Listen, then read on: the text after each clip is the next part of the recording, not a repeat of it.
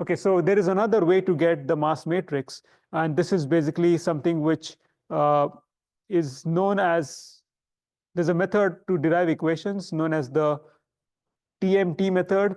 I'm not going to go through the details. It's basically in notes over here. It basically combines the Newton-Euler method and Euler-Lagrange method and derives the equations. The equation, which we don't have to go through all these details, but there's a form which we'll be using. Okay, so what this says is that if you want to compute the mass matrix, it's this matrix T transpose MT. This T is actually the Jacobian, which I'll show you how to get that. And then you can actually also compute the right-hand side by using this. So what we'll do is, we already have recursive Newton-Euler method computing the right side, which is basically the right side of the equation, C and G. We'll just use this TMT method to compute the mass matrix. And that will actually have a significant speed up because there'll be no recursion. All we need to do is compute the Jacobian, which is T, compute M, which is actually a diagonal matrix, and then compute T, which is again a Jacobian. This is essentially some M equals the Jacobian transpose M J. Okay, so J is the Jacobian of the center of mass of each link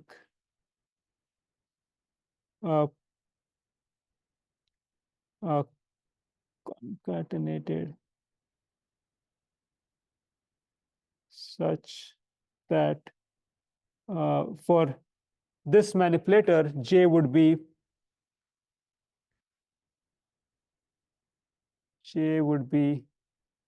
R. So let's see. So this mass matrix is, so it's easier to think of the mass matrix first. The mass matrix would be something like this. So this is going to be 3, 3. So 6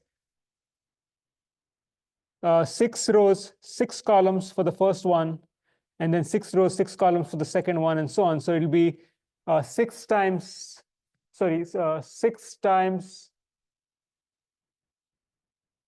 times 6. So this matrix would be 36 times 36. Okay, because it'd be 3 cross 3, 3 cross 3, and you keep doing that for all the 6 links. And eventually J, we can now find what J is. It's going to be, so M is 6 cross 6. We know that. And to make that consistent, J should be 36 comma 6, right? So 36 cross 6, 36 cross 36, 6 cross 36. And so when you do this, you'll get 6 cross 6. And this M matrix is, this part is simple. Let me show you what I mean by R inertia and, for this. So when you do when you look at the XML file, you open the XML file, 3 link, okay, inertia. Okay, here it is, 1001. So what you will do is you will take this quat within the inertial tag. That is your I quat, inertial quat. What it does, I'll show you what it actually does.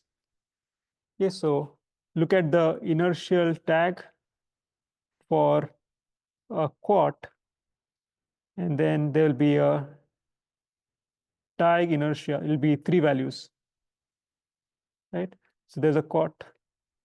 So this is your I quat, and this is your I diagonal. Okay, so remember when we specified, when we have an axis, let's say this is a link I,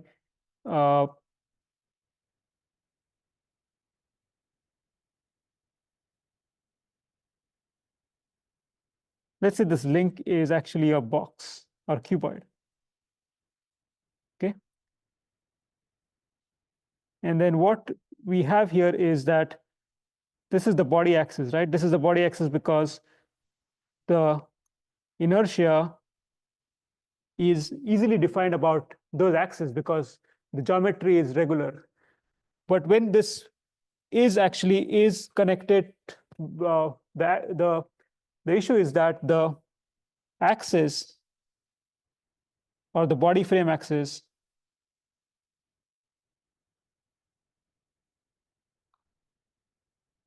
are skewed.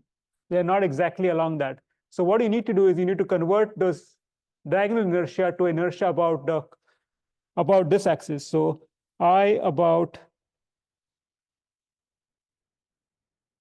the blue axis would be R I quad transpose. Okay, so this basically converts the inertia from the green axis to the blue axis. And then eventually what you need to do is you need to then connect this. Remember, there's a link I minus 1 here. This is link I plus 1. And then eventually you want to get I, what notation did I use? okay. This I on the previous page is going to be the rotation matrix which relates these two frames. So I minus 1.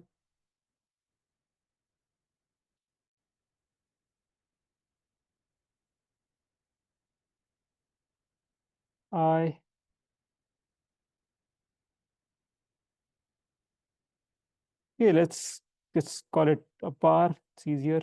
So this bar is about the axis. So diagonal inertia, easy to calculate. It's in the tables. You want inertia about a different axis. Those are the body frame axis, which is shown there. So that's I cot. And then eventually you want to map it to this. Actually, you know what? A better way to show this is not this. I'll show it about the center of mass. Center of mass, because there's no translation. So it's about the center of mass, I cot. And then the red one is about the body frame.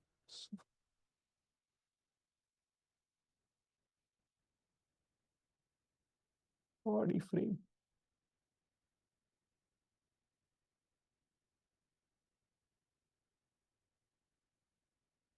So what you need to do is you need to do quat to rotation of this value I quat to get R quat, I quat.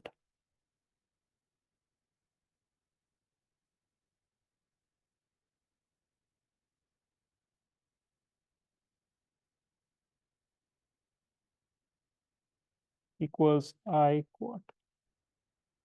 And then that will go inside R inertia. I called it I inertia. Inertia.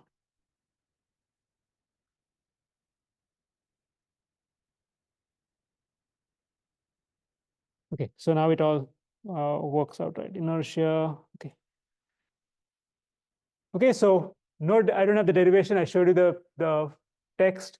This is, if you do it this way, then you get the mass matrix without having to do the recursion. And that is actually much faster than without recursion. So I'm going to show you what that does. So what I did was I have in this main file, I've defined a function called TMT, which only does the mass matrix.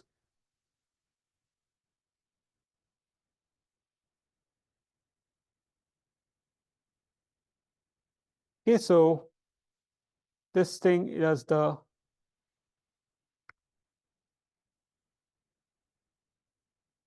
mass matrix using the TMT method. So I have a function TMT, and note that it only depends on Q. It doesn't depend on U because I'm only computing the mass matrix, only function of Q. Okay, so here is the function program here. So first of all, I computed the Jacobian. This is something we did in the previous class, the Jacobian with respect to the center of mass. Then what I do is I compute the diagonal mass matrix. So it's M times identity. Then to compute I body, I compute R inertia times the diagonal terms, which came from XML, times the transpose. And then to put it in the local frame, which is I minus 1, I multiply it with R local times this I body times transpose.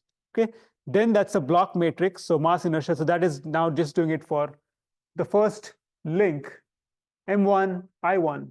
And I can run a loop which runs over all the NV bodies, all bodies, to compute a block matrix, okay, which will be 36 cross 36. And then I compute the Jacobian, I stack the Jacobians. All these are all 6 cross 3, 6 cross 3, so on. So when I stack them, they'll become 36 cross 6. And then to get the mass matrix is J transpose MJ. And I send this back. And now I have another way of computing the mass matrix. So what I'm going to do now is I'm going to show you how that matrix compares against. So this is going to print the mass matrix from the TMT method. It's going to subtract the mass matrix from MuJoCo and then show you. So this should also be close to 0.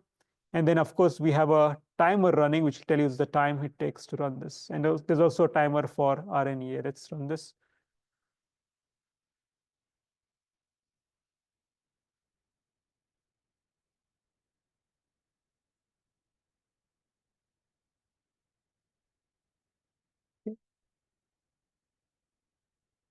Okay, so let's just first check the value. So this is the mass matrix from the TMT. MuJoCo was, okay, so I should not skip the computation of pi. Let me turn the flag on, but in the meanwhile, let's compare this against the MuJoCo value. So mmj minus pi TMT, you can see that it's almost close to 0. This matrix, it should be close to 0 if the values agree.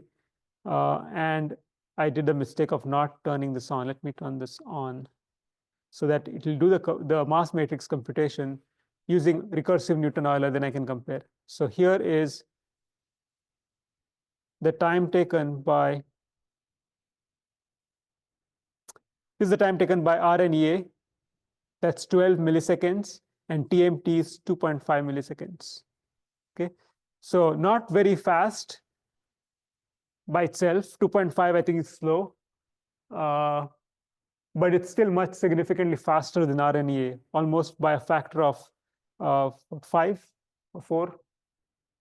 Now, what I normally recommend is just compute CG and CG pi using RNA, and then use TMT to compute the mass matrix. So you can use the best of both worlds. So you don't have to do this 6 iterations or dry runs of RNA for TMT. So now if we compare the two, we see we have 3.5 milliseconds for C and G, and then 3.2 milliseconds for mass, which I think is about, so you remember it was about 10, 12 milliseconds. So you need to subtract 3 milliseconds. So it's about 9. It takes 9 milliseconds to compute the mass matrix using RNA. It takes only 3 seconds to compute the 3 milliseconds to compute the mass matrix with TMT. So a factor of 3 savings. Now, this I'm so obsessed about this is because when we get to control, we'll actually compute the mass matrix on the fly. And being able to compute that fast means we can go better control, because the faster you can run the control loop, the faster you can do the calculations, the better you can control. So this